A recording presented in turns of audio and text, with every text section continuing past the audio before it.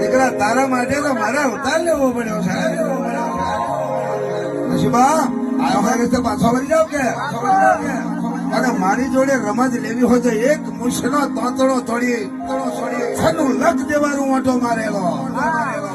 ચોખાનો દાણો ખાવાના દે, અગરબત્તીની ધુમાડી લેવાના દે, ધૂપની કોકરી જવાના દે, કોરિયા નાથ માધેવ ના ગોગા લબડાઈ ના છે.